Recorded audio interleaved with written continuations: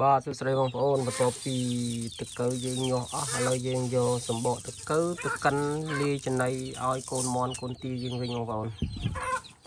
បាទយើងយកទៅកិនឲ្យមន់ស៊ីវិញឥឡូវចាប់ផ្ដើមកិនសម្បកទឹកកើ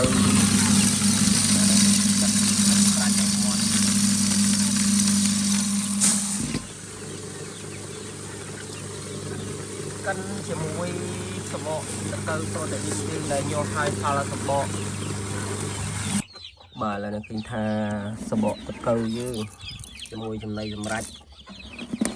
មានប្រូតេអ៊ីនឥឡូវនេះហើយឯងបាទយើងយកឲ្យមន់ស៊ី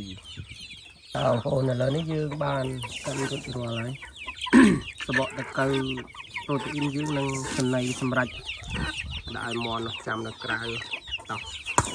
ទស្សនានឹងអស់គ្នា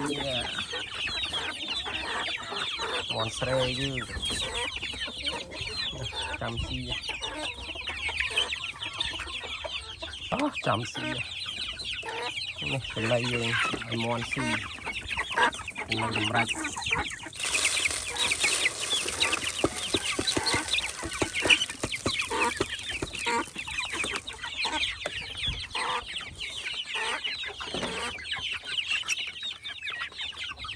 ចាំស៊ីអូយ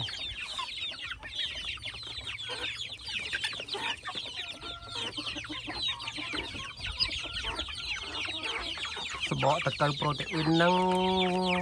ចំណីសម្រាប់ដាក់ឲ្យមន់ស៊ីបងប្អូនបាទចាំស៊ី